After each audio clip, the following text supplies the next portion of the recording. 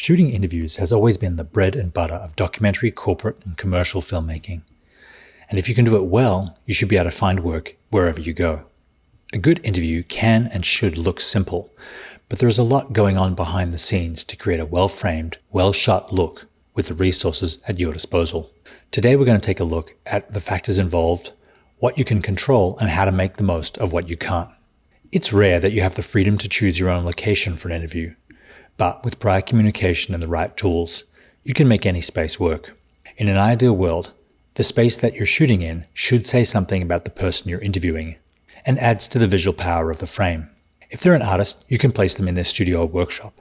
If they're a politician, they could be overlooking the city they work for. You want a background to provide information about your subject and to provide depth in the frame, but not detract from the interviewee. You can use color and focus to separate subject and background. And the larger the room and the further away the background is, the more control you'll have on how out of focus it is. Shooting into the corner of the room is a great way to create the most amount of depth and also create leading lines that guide the viewer's eye to your subject's face. If you are stuck in a small, white-walled room, you can maximize subject-background separation by keeping the background darker and even using lights to project patterns and colors to create visual interest. There are several things you want to accomplish in an interview setup. You want the light to come from the off-camera side. This is a more flattering light and creates more depth. You also want the subject's face to be the right amount away from camera. Too far and the audience will have trouble connecting with them. Too close and they'll look as though they're speaking directly to camera and not in conversation with the interviewer.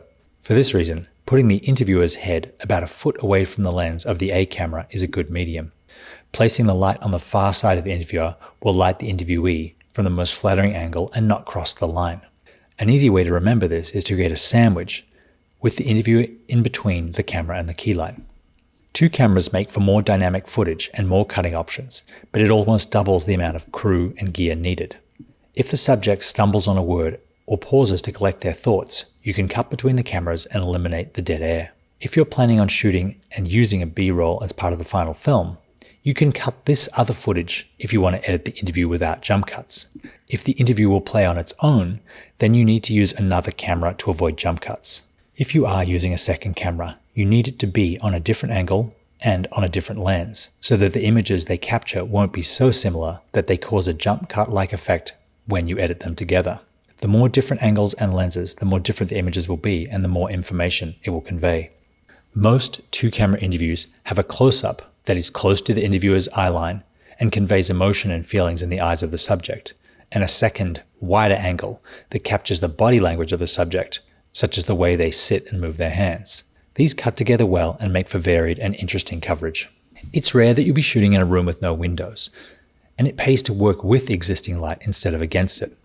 If you place your key light on the same side as the window light, then the lighting won't look staged, and it will make the subject fit better into their surroundings. Other lights you may need, depending on your background and subject, are a hair light to separate them from the background, a fill light to keep the non-lit side of the face from becoming too dark, and a scratch light, which edges the darker side and gives more dimension. The size of these isn't as critical as the key light, and you can usually get away with 3-foot tube lights on stands or booms.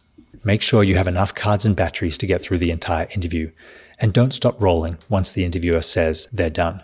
You'd be surprised how often the greatest moments of an interview are things said once the subject has finished answering the final question.